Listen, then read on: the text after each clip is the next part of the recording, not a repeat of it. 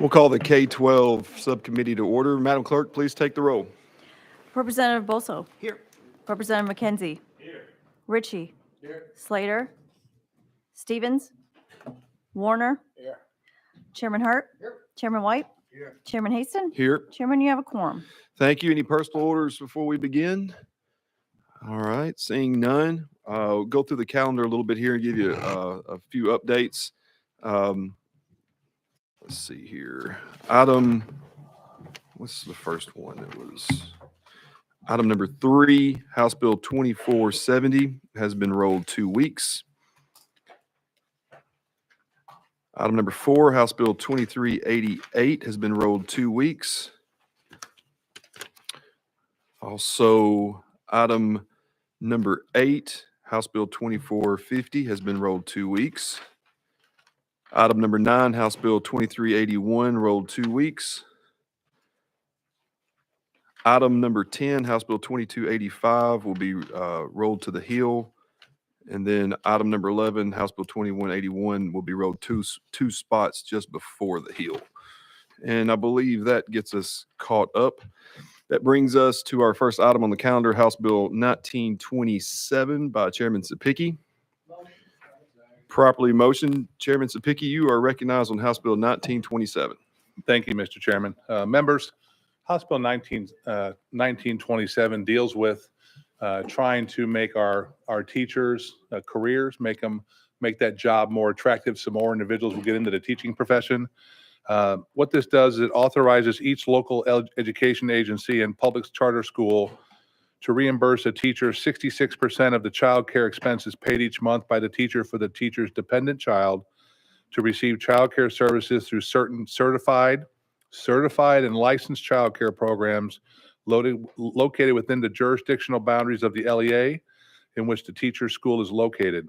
Limits the reimbursement amount that a teacher may receive to $1,000 per month, which cannot be received during a month in which the classroom instruction is not provided to its students. It authorizes an LEA or public charter school to prorate reimbursement to a teacher in which classroom instruction was not provided to students in the LEA or public charter school for the entire school month. It does require the state to reimburse each LEA or public charter school 33% of their monthly reimbursement amounts paid by the LEA or public charter school. What this does is it creates a partnership between the teachers, the district, and the state of Tennessee, with childcare being split 33% between each one of us. This would allow teachers to be able to come back into the classroom quickly and maintain their certification and continue teaching their students in a timely manner. One of the biggest problems we have is when teachers have children, the cost of childcare pulls them out of the classroom for an extended period of time. Hopefully, this will allow the districts to be able to invest in this with the state's help and keep our teachers in our classroom. By the way, members, this is opt-in by the district. So, Mr. Chairman, that's the bill. Thank you. Members, questions for our sponsor? Representative McKenzie, you're recognized. Thank you, Mr. Chairman. Thank you, sponsor, for bringing this piece of legislation. Thank you. This great piece of legislation. Quick question. It's permissive on the local level. Would we be able to make a match, say let's pick my county. If Knox County says, no, we can't afford, don't want to do it, will the state still kick in and they'll get 33% of it instead of or however much that is? Yeah, I guess 33%. Chairman Spickey. So if I understand your question right, if Knox County says they don't want to participate, could the state circumvent their decision? The answer would be no. It's opt-in, so we all share in this together of understanding the benefit to our teachers. Representative McKenzie. Okay, yeah, I just thought a little bit maybe helps, more than none. But no, this is a good piece of legislation. Thank you. Members, any other questions for a sponsor? Seeing none, we'll be voting on House Bill 1927. All those in favor, please say aye. All those opposed, say no. The ayes have it on the full education. Brings us to item number 2, House Bill 2251 by Chairman Sapicki. Do I have a motion? Second. Properly motioned. You are recognized on House Bill 2251, and I do believe you have an amendment. Is that correct? We do have an amendment, Mr. Chairman. It's drafting code 013937. It does not rewrite the bill. Why don't you go ahead? Do I have a motion? Motion. Let's go ahead and explain your amendment, and then we'll vote to adopt it. So in the macro, Mr. Chairman, then I'll get into what the amendment does very quickly. This is about automatic electronic defibrillators for our student athletes in our high schools and also in our schools in general. We've already done something on this with our high schools, but this further brings that into our sports facilities, making sure that we have the quick response time in case a heart would stop on one of our athletes. We can have an automatic electronic defibrillator there within minutes, therefore to save the life of that student. What the amendment does is there's some cleanup language in the original bill, and I'll be happy to walk you through it, Mr. Chairman. On page 1 of the bill, at the bottom, B, number 2, the change is 3 minutes instead of 1,000 feet. That is recommended by the American Heart Association, NFL, sorry, the NFL. The other amendment is in B on page 4, section B. After the letter or section number 4, it says in that paragraph, instead of the word may is must. The next correction is in C2, and the change there is going to be where it says are encouraged to, and it says shall develop. And then the last amendment is on page 5, Mr. Chairman, on section E, after the letter, right before the letter, the word and at the end, there's a comma put in there before that, and it says, which must include training in cardiopulmonary resuscitation, first aid, and the use of an AED. That's the amendment that now would make the bill complete. So we need to add it into the bill, Mr. Chairman. All right, thank you. Members, you've heard the language, the technical changes and the clarifying languages and the amendment. The amendment is 13937. Does anybody have a question on the amendment? All right, seeing none, we'll be voting to adopt amendment 13937. All those in favor, please say aye. All those opposed say no. The ayes have it. We are back on House Bill 2251 as amended. Does anybody have any questions for the sponsor on the bill? All right, Representative Slater, you're recognized.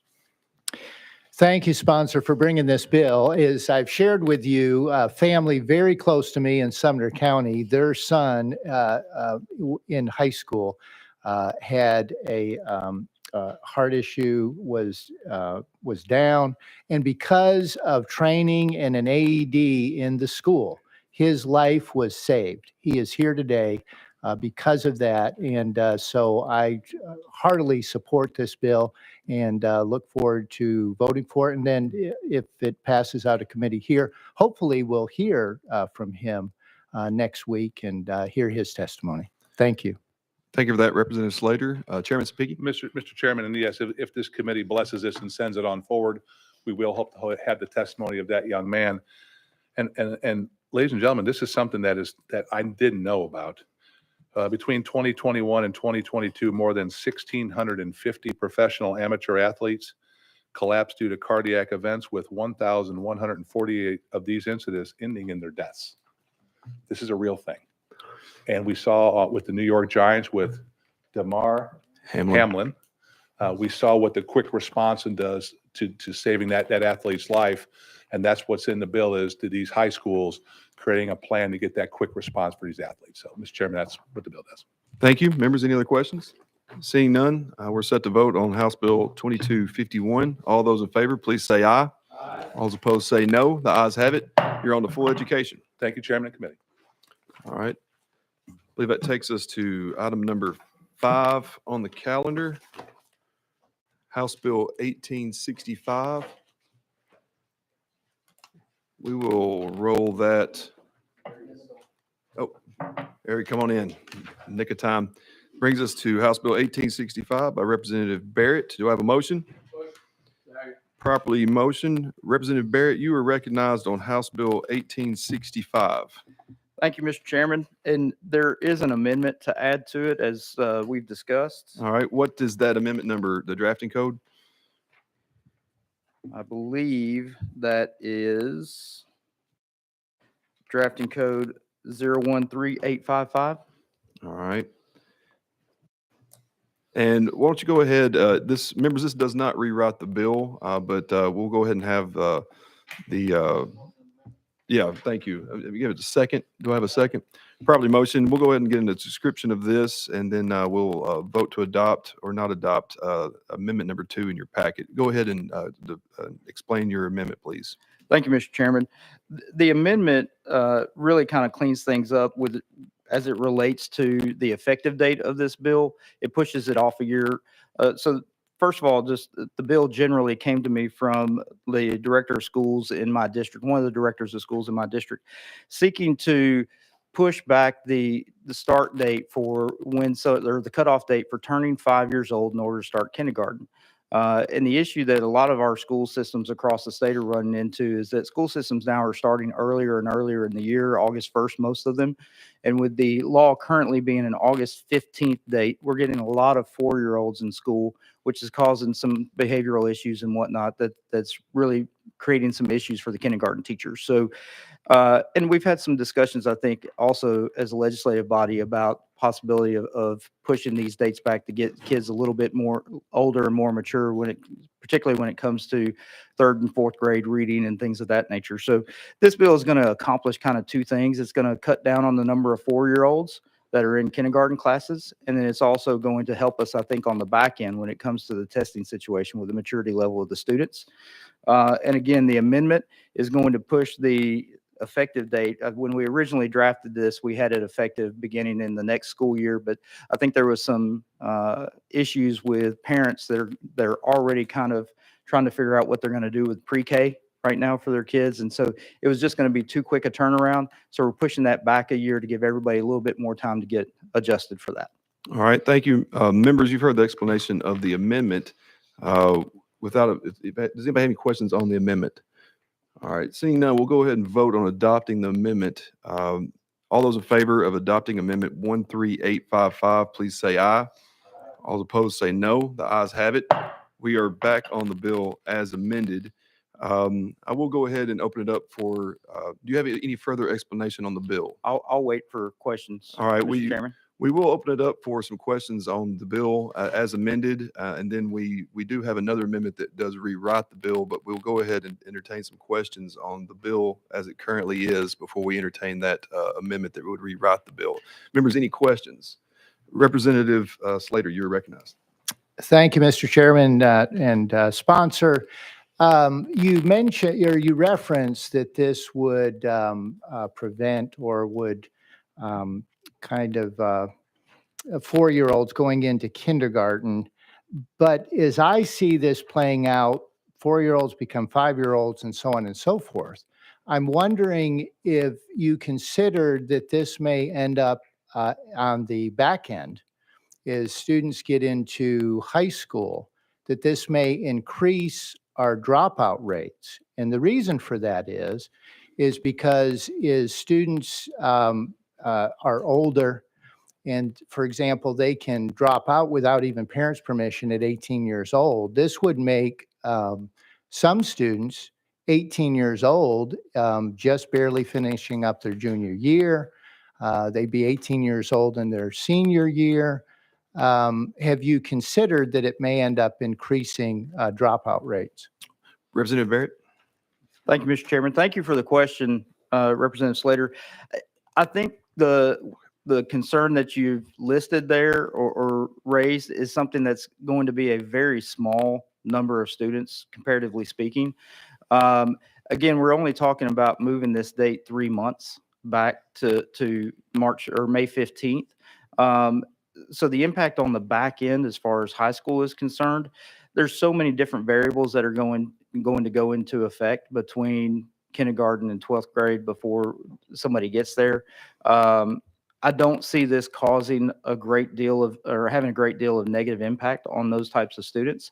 I can just tell you from a personal experience and standpoint as well, students that start early or too soon often end up having to take a year to catch up physically and emotionally anyway.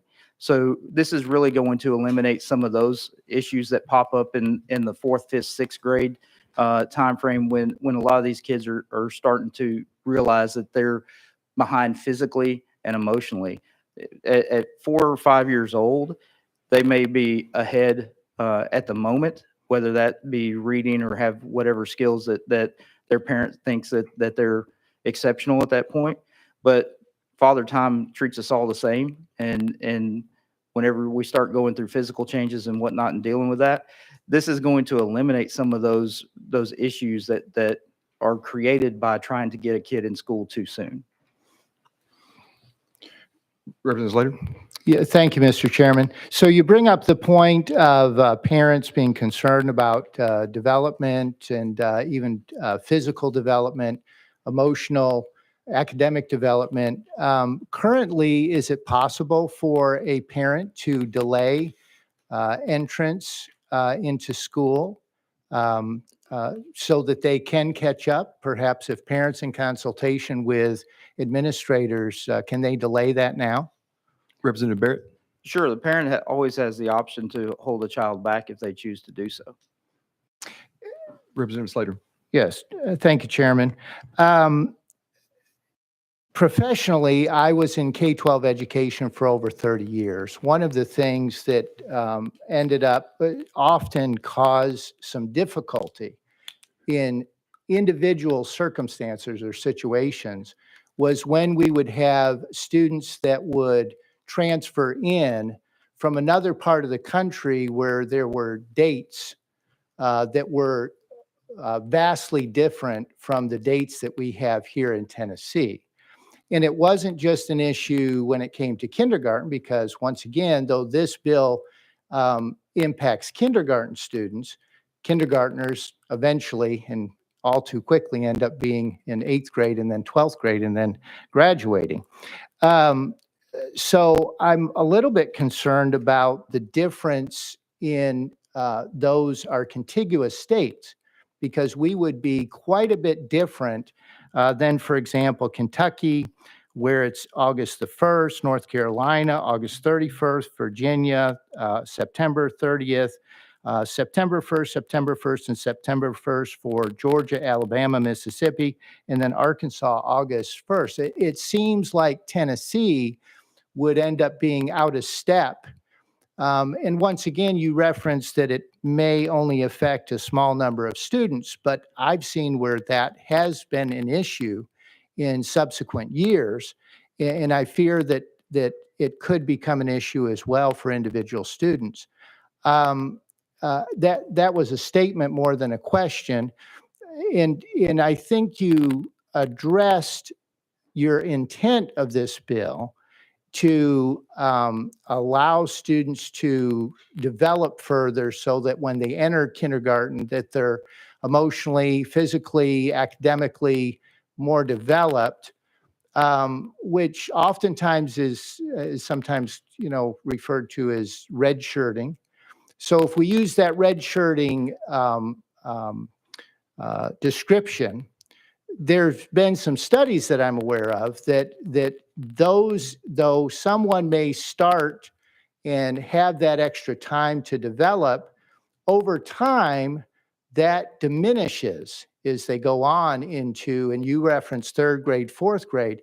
And so some of that head start, so to speak, that they get by delaying entry into school, entrance into kindergarten, is not realized long term. And so with that, I can't support this because I'm not sure that I appreciate your intent, but I'm not sure that we're going to get the outcome.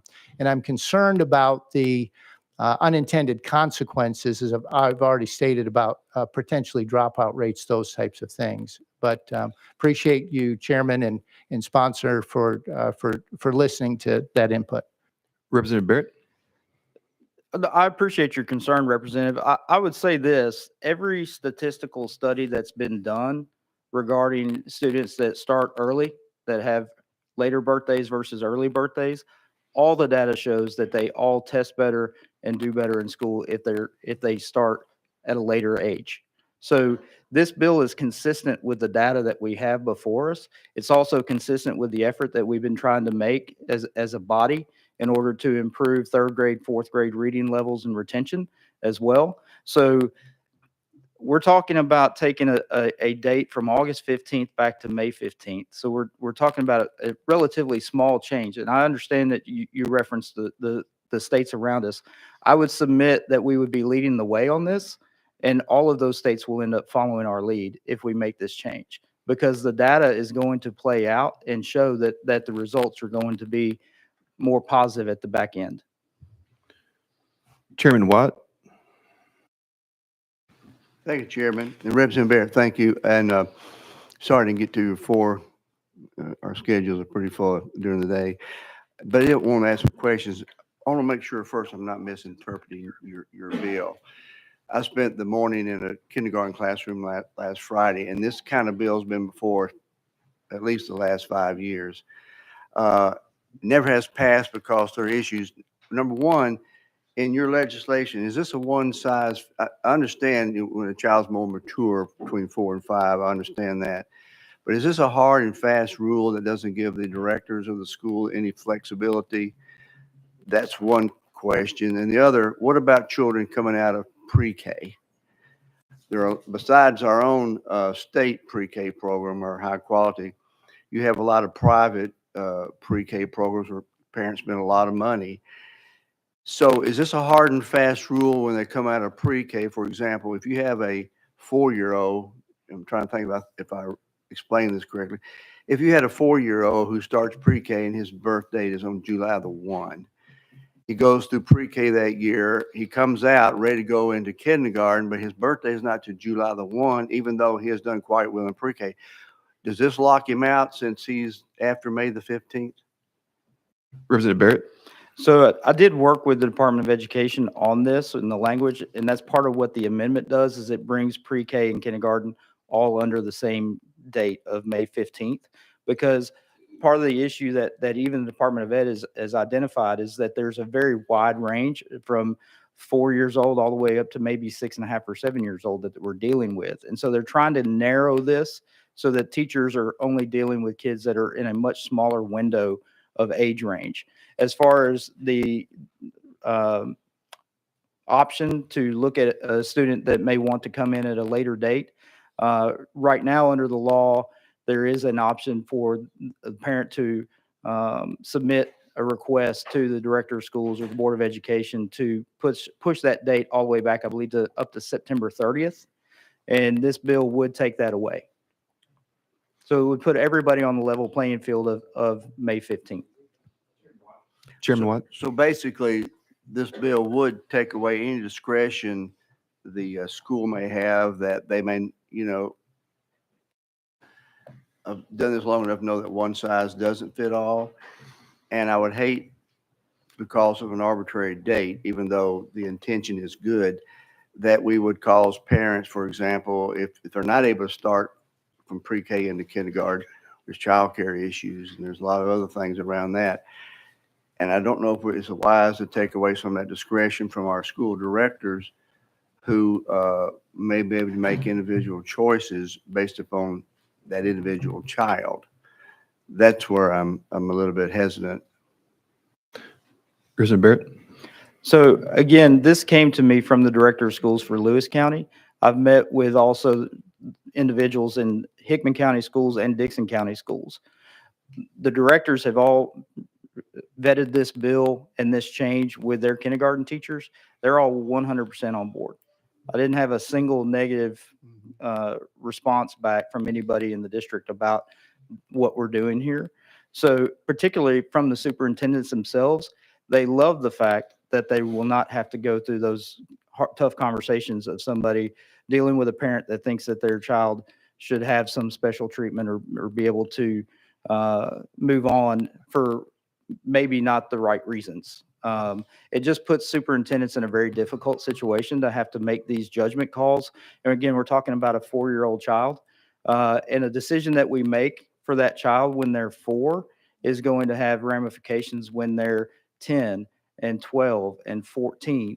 And again, I kind of referenced this just briefly, but I was one of those kids that started too early. I skipped kindergarten, went straight in the 1st grade. I ended up having to do 6th grade twice with straight A's both times, just because as a what, 10-year-old, 11-year-old kid in sixth grade. Everybody else is having growth spurts and shooting up. That has a negative impact, particularly on boys. The physical differences that happen at that age has a big impact on boys. And it's not just from extracurricular activities like sports or whatnot. It's also socially. When you are behind physically from everybody else in your class, then you end up getting left out on different social issues and leadership opportunities and things of that nature. So while, again, I think parents and even superintendents are trying to do what they think is right for somebody when they're 4, maybe we're not taking into consideration the downstream effects of that can be negative. So this will eliminate that. Chairman Watt? Thank you. And I don't disagree with any of that. I understand all that. My concern is, are we putting in a hard and fast rule when maybe in some situations, once again, if a child comes out of pre-K between 4 and 5, will they be locked out of moving on to kindergarten just because they missed this date of May the 15th? Representative Barrett? I would have to ask the Department of Ed on that and what the implications would be. Again, in conversations I had with them, they were supportive of this bill as written and the amendment that we've added. Chairman Watt? Yeah, one last, and I understand what you're saying. We've had bills like this over the last number of years, and this was always the hang up, is that we don't put in a hard and fast arbitrary rule where you hurt a child that can move on at a certain age. Members, if we don't have any further questions, I did want to have a discussion and explanation of the bill as it is before we entertained one final amendment that Representative Ritchie had that would rewrite the bill. So without objection, we will bring up Amendment 13740. Do I have a motion? Properly motioned. Representative Ritchie, you are recognized to explain Amendment 13740. Thank you, Chairman. And members on the committee, I spoke to both of our superintendents, or 2 of our superintendents that we've got back in my district. They have no issues with the current bill, how it is. One of the concerns that did end up coming up is by moving that start date 3 months, we would have 25% less students in the first year, and then we would have an increase of 25% students in the subsequent year. So the examples, if the average class size is 20 students, and then all of a sudden we move it 3 months back, we're going to pull back from having those 3 months worth of students statistically being added in there, and that would be an average of 15 students in a class. And then the subsequent year, we would end up having a larger class size. So what they had asked is for us to do what this body's done in the past and do a phase in. So this bill rewrites just adding a phase over a 3-year period. So it would go from August 15th in the 25-26 year, July 15th in the following year, or it's August 15th remains for this school year. Next year would be July 15th. The following year would be June 15th. And then in the third year after that, we would end up moving to the May 15th. So that it's a slower phase getting to that date. And that's what the superintendents in my district had asked us to do. All right, members, you've heard the explanation of the amendment. Before we open it up to questions of the members on the committee, I'll go to Representative Barrett for any comment on this amendment. I don't have any objection to the amendment, kind of at the mercy of the committee at this point, if they think that's the best thing. My only question and concern would just be making sure that we're not doing something that makes it more confusing for the parents. Sometimes it's easier just to give a hard and fast date and say, this is the date that we're going to deal with. But I understand the concern and the aim of this amendment. So I'm not in opposition. Members, any questions to our amendment sponsor? All right. Seeing none, with that, we'll be voting on adopting Amendment 13740. All those in favor, please say aye. All opposed, say no. No. The noes have it. We are back on the bill as originally constituted. Members, any other questions for our sponsor on this bill? Representative Warner, you're recognized. And maybe not to the sponsor, maybe you, the chairman, or maybe to Chairman White. I think it was last year in one of the education committees, I heard Representative Subcommittee speak briefly on a comptroller's evaluation of holding maybe of a 6-year-old starting kindergarten.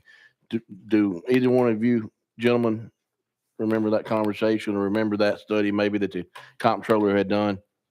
Since Chairman White has a much better memory than I, I'm going to defer to Chairman White.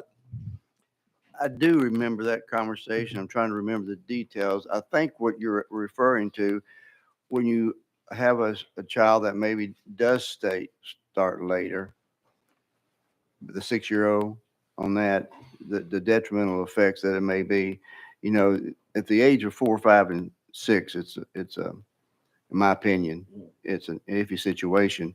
That's why every child is different. And some parents spend more time with their children. That's why I have an issue with, hard and set fast date. But I do remember the conversation. I don't exactly remember the details. Representative Warner, if that data is out there and that my office could track it down, we'll make sure as we go forward, we'll get that sent out to all the members on the committee. Yeah, and one last point. I think the point that Representative Subcommittee was trying to make at the time was the 3rd grade testing that was going on. That how much better that those students that started kindergarten at a later age, how much better they done when they got in the 3rd grade. But I can see the arguments from both sides. So thank you, members. we shall see. Any other questions for the sponsor? Seeing none, we're set to vote on House Bill 1865. All those in favor, please say aye. Aye.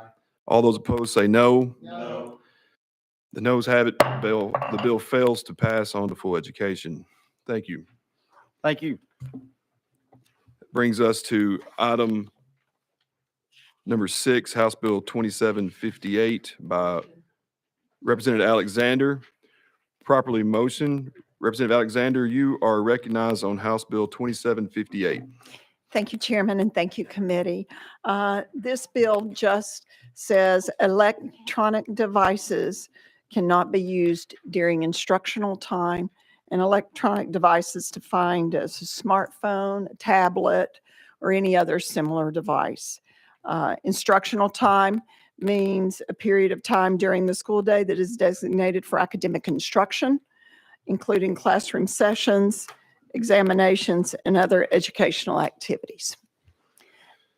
This bill also allows the school boards and the LEAs to make their own decision on how they will implement this.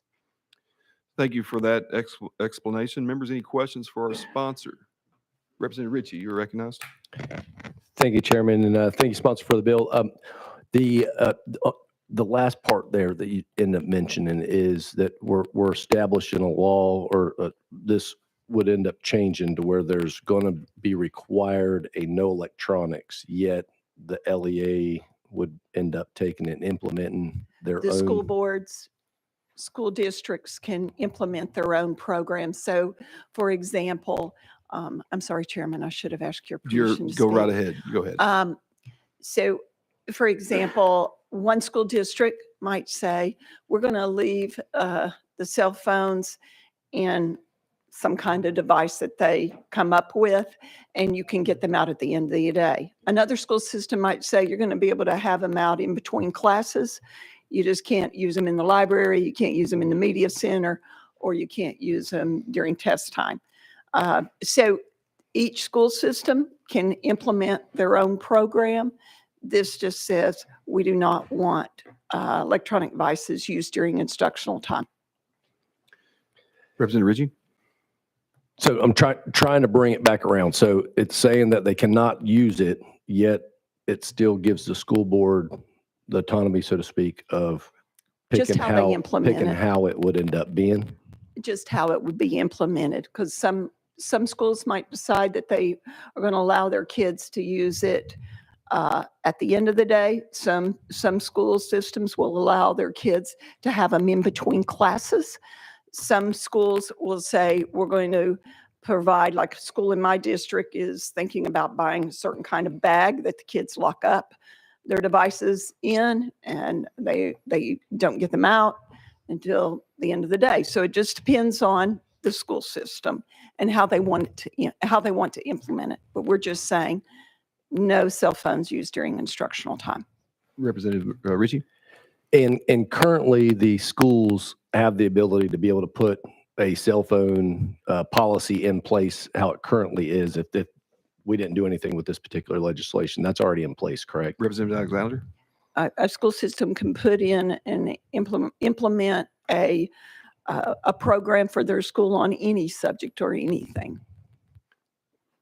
Representative Ritchie? And I'll make this the final one. So they can already end up putting in, if the school districts and the school boards see this being a particular issue with that particular community and those schools, they already have the ability to put a policy in place. One of the pushbacks that I get from the local district is we're passing legislation up here in Nashville that's requiring them to do additional stuff, yet they already have that capability right now to be able to do that if it was a concern. So I'm still trying to wrap my head around what's the purpose of this bill if they're already able to do that in the first place. Well, school boards and superintendents in my area came to me and asked me to do this bill. Representative McKenzie? Thank you, Mr. Chair. And I too, like my colleague from Blount County, have understand the point, but I would think that this is already applicable. And I guess my concern, again, I get the intent of the bill, but my concern is what happens. And, you know, I would hate for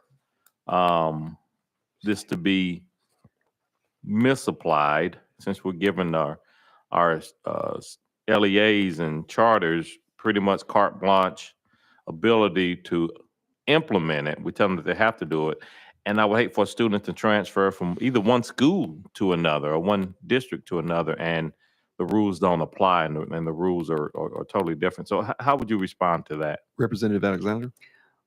I really don't know what the problem would be. They would just have to adjust to any rule, just like there's rules for many things in a school. And if they switch districts or school systems, they're going to have a new set of rules to go when they arrive at that school. Representative McKenzie? Okay, yeah, and my final question is: so what do you envision the punishment to look like if a student has not complied with this? I think that would be up to the school district, sir. Chairman Watt, you are recognized. Thank you, Chairman. So, thank you for the bill. Reason I'm going to ask this question, I've got a school director in here who I had this conversation with. So what you're saying in this bill is that if this were to pass, that as a state, we would ask that any school district have a policy in place where they not have the cell phones in the classroom during time of instruction. That is correct. But they can determine how that policy is enforced or put in place. That is Representative correct. Alexander?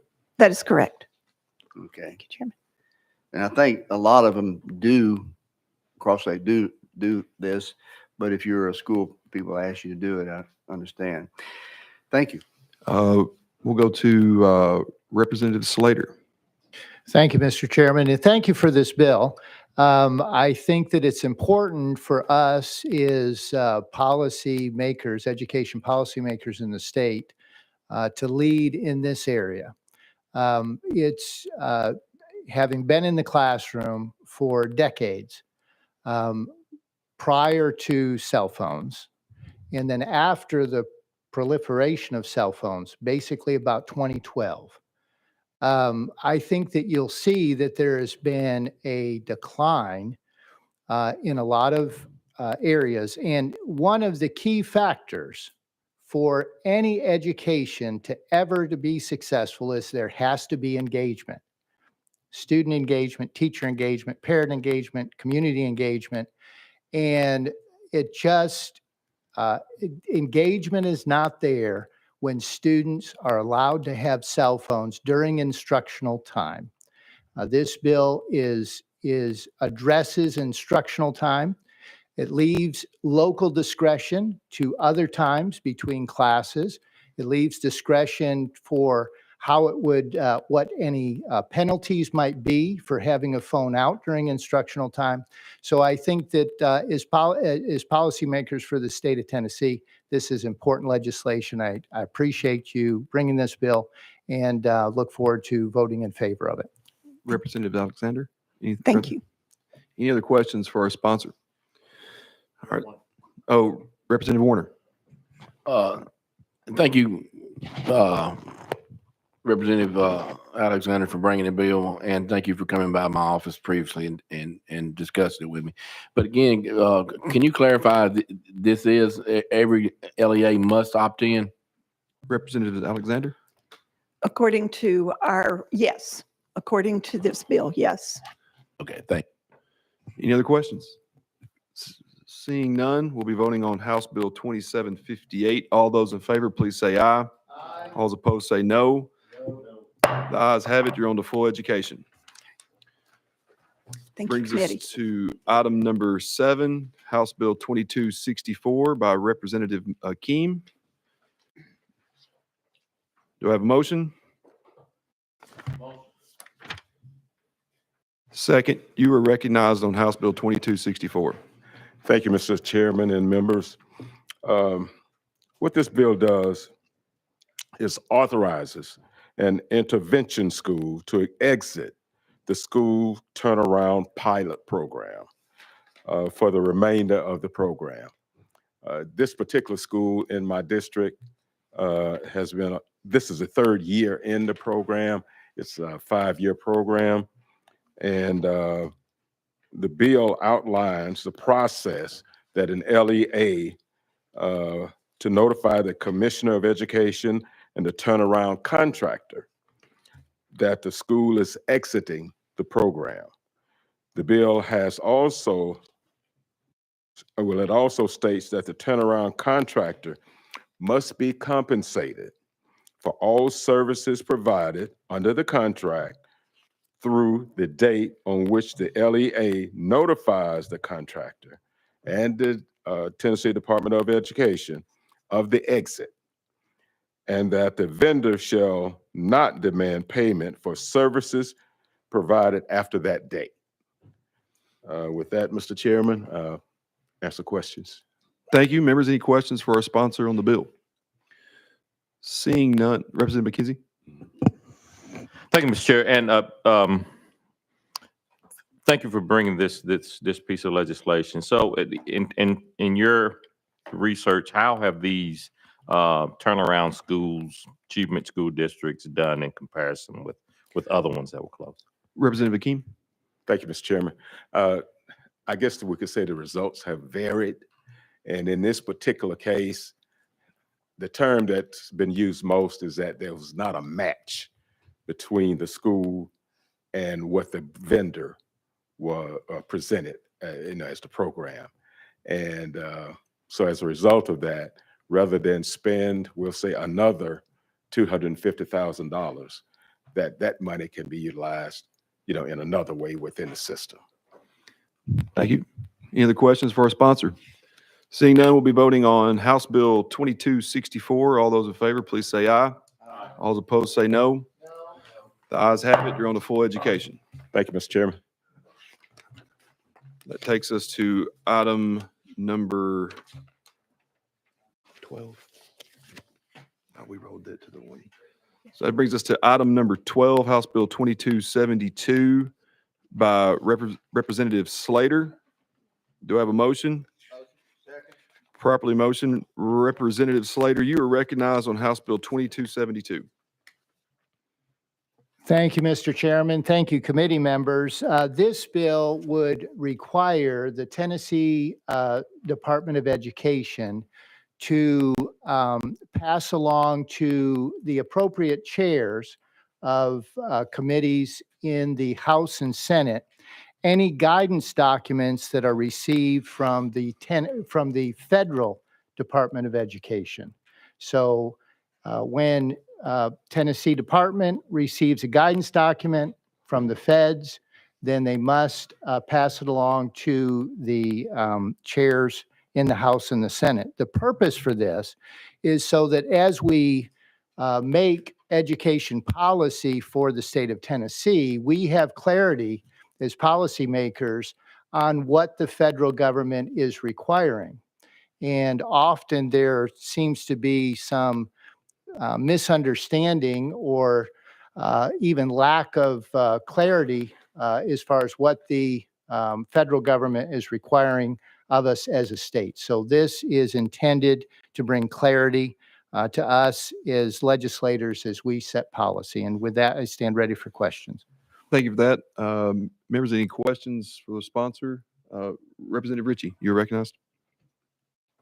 Thank you, Chair, and thank you, sponsor, for bringing this. We spoke on the floor on this particular bill a couple weeks ago, I think it was, and anytime that we can end up bringing transparency and getting that information back over to the body to be able to start looking at what's coming down from the federal government is a good thing. So support the bill.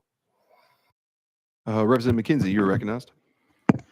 Thank you, Mr. Chair. And I guess my only concern, I like the premise and I love the transparency, but as I look at the string of dissemination, why wouldn't it trickle down to the actual members of the education committees?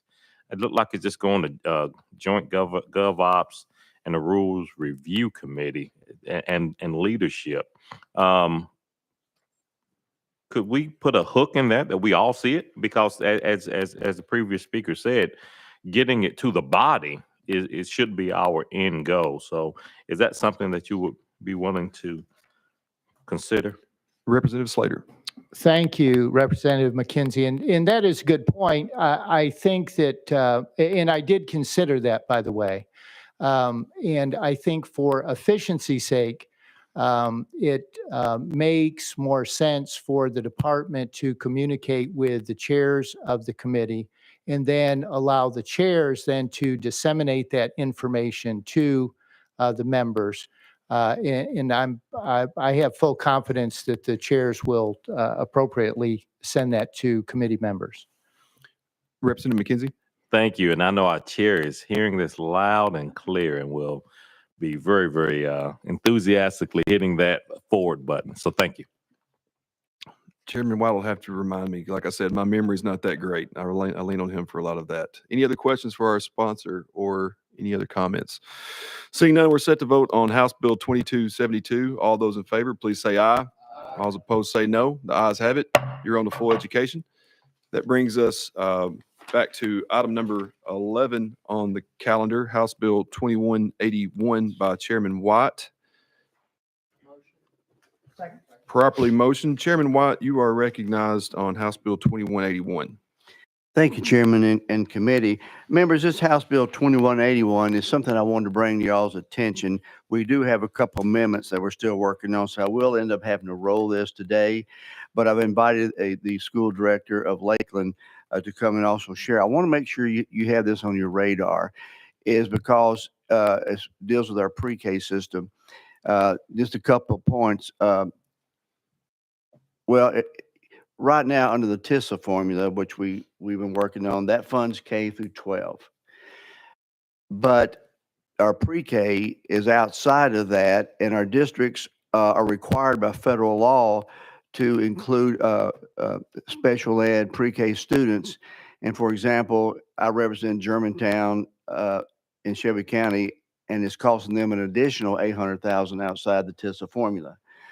We have with us, we'll bring up in a second, the Lakeland school director, and it's costing them an additional $472,000. So they're having to take this money out of the TISA money that's supposed to be used for K through 12. And so it is an issue. I know it's a fiscal problem that we had to deal with, but I wanted to put on our radar screen. And with that, Mr. Chairman, could we invite our guest? Yes, members, we did have someone that traveled to speak on this bill today. So without objection, we will go out of session and invite Mr. Ted Horrell up. And if you would, just make sure that you hit the button where the red light comes on and state your name for the record and who you represent for a record. And you have 2 minutes to give us some opening statements. And if we have any questions, we'll open that up to the members. Go ahead. Thank you so much. I appreciate the opportunity to be here and talk about the special education preschool funding in TISA. As Chairman White said, that I am superintendent of Lakeland School System. We're a school system of about 2,300 students in Shelby County, just outside of Memphis. And I want to talk through our situation just to kind of give you an idea of maybe what the typical scope is. A lot of people, I think, misunderstand the special education preschool program. There's a lot of confusion with VPK, or voluntary pre-K, which is a completely different and differently funded program. In Lakeland, we have 30 students currently who have special education preschool eligibility. They become eligible as soon as they turn 3 years old. You've been talking about the dates that as you're eligible for kindergarten. The day that you turn 3 years old, if you have a qualifying disability, then you have a right to come to your local education agency and start being educated as a special education preschool student. That's under federal and state law. It's overseen by the Tennessee Department of Education. We have 30 of those students. In addition to that, though, there's also a federal requirement that 41% of those students have to be educated in a general ed setting. Now, we don't have general ed students that are younger than kindergarten. So that means that we have to recruit what we call typical peers to come to school every day and be in the same classroom with those students. So what that means is you might have in a special education preschool classroom 10 students that do have qualifying disabilities or special education needs. And then you also have 10 typical peers that would be in that same classroom so that we can meet the eligibility requirements for the classes. So again, in Lakeland, the way that shakes out, we have 3 special education preschool classrooms. They each have a fully certified teacher. Each of those classrooms has 2 special education assistants. These are very young students. A lot of them can't use the restroom by themselves. They can't feed themselves. Some of them have more severe disabilities that require a lot of attention. So where we wind up with is essentially 50 students that are coming to school every day. They're coming to school every day at Lakeland Elementary School, and they're being in these classrooms that otherwise look just like regular classrooms. The total cost for just the teachers and the special ed assistants, the total cost is about $560,000 to Lakeland School System. Now, you have probably heard, and we hear sometimes that the legislature authorized a state special education's preschool grant last year, and that was $86,000 about for our school system. But what that left is the gap that Representative White alluded to, where that leaves us $472,000 short in terms of funding. And the thing I want to illustrate, just make sure everybody understands, because again, there is a lot of confusion. TISA is a student-based funding formula, I think as we all know by now. And one of the ways that was explained to me when I didn't know what a student-based funding formula was, and forgive me associating students directly with money, was that what that does is every student that walks into the building, it's like they walk in with a backpack full of cash. And that's the cash needed to educate that student. And different students have different amounts of cash that they bring with them and that come to the school district that we use to educate those students. This special education preschool grade band, it's almost like a phantom band. These students come in and their backpacks are empty. There is no funding. They are outside of the special education grant for $85,000 that we got. So they are not funded per student, even though their needs are more severe than most students. So we wind up having, as Representative White explained, to take funds that were basically designated for other students to fund these special education preschool classrooms. And the numbers are growing as the word gets out that if you qualify, you can come to school and start preschool. We're seeing more and more and more of these students. And just to wrap up, our neighbors, Bartlett has 10 of these classrooms. Collierville has 7 of these classrooms. Tipton County has 6. Germantown has 6. So again, these are students that you will not find them in the TISA model. So we're asking, I hope simply, that these students that we are required to educate by federal and state statute be funded just like any other student in our school system. Thank you for that. Members, any questions for our guest? All right. Representative Slater? Yes, thank you for being here, and thank you for your great explanation. I think it's easy to understand that we're mandating education, but we're not funding the education. You mentioned the grant, the $86,000. And I just want to make sure that I'm clear on that. Was that state grant or federal grant? That was a state grant. My understanding, and I don't believe these students were included in the BEP. I've been told that they were, but as we all know, the BEP is so thick and hard to get through. They would say it's in there. But when TISA came out, it was very easy to point out these students were not included. And I think that was brought to the attention of the legislature, and they passed, I believe, a state grant. But I will note that for us, if I may, that wound up being $1,648 per student. Representative And Slater? then a follow-up. So then is there any federal grants or federal funding of any type that goes toward that over $500,000? Also a great question. There is an IDEA preschool grant. And again, just so everybody's clear, IDEA are federal grants that we get. They are supposed to supplement the regular program, not fund it. They're supposed to be on top of the regular funding. They say supplement, not supplant. Lakeland School System got $9,533 for the federal preschool grant. So if you wanted to take the difference between how we're funded and not funded, you could move that number $470,000 down to $460,000. Thank you. Thank you, Chairman. Yes, sir. Representative McKenzie? Thank you. You had talked about the peer group that you have to bring in. Mm-hmm. Those are regular ed, I guess? Yes. Students. Okay. Yeah. General ed, regular ed. And they're similar age? Yes. They. So how are they funded? Do they pay for that service, for that pre-K service? You are allowed to charge tuition for those students, and we charge each student $500, I believe is what the amount is, which is a bargain. It's much less obviously than they would pay for a private preschool, but we have to keep the cost low in order to get the number of students that we need in order to meet the requirements. All right. Members, any other questions? Chairman Watt? Thank you, Chairman. Well, thank you for coming up, and I wanted to put this on your radar screen. So what you're telling us is our pre-K students, special ed, by federal law, state law, we're required to educate them, as you just mentioned, but there is no funding because TISA money starts at kindergarten. Correct. And so, for example, the $472,000 that Lakeland would have to come up with, because we're required to by law, that comes out of what, your regular TISA funding that you pull away from other programs? That's exactly right. Like I said, these are just regular teachers that we have to have. They're regular ed, or they're special education assistants that we have to have. So the TISA money gives us kind of the total budget amount that we get, along with the other sources of revenue, and we're expected to pay for these additional teachers. I will note Lakeland's going to add a 4th classroom next year. So we have 3 now. We'll have 4. So we're 3 with a bullet. Growing. Any other questions? Thank you. Appreciate you being here. Thank you. All right. Don't go too far, but you can step away for now if you would like to have a seat back there, but we'll be coming back to you shortly on the next bill. Without objection, we'll go back into session. And Chairman White, anything else before we roll? Now, this committee member has a question. Will we roll this for, I think, 2 weeks so we can work on the amendments? All right. Members, without objection, roll 2 weeks. All right. I'm going to pass the gavel on to Chairman White. We have one more bill on the calendar, and pass that down to him.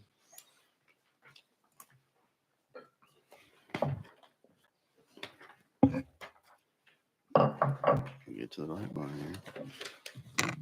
Is number 10?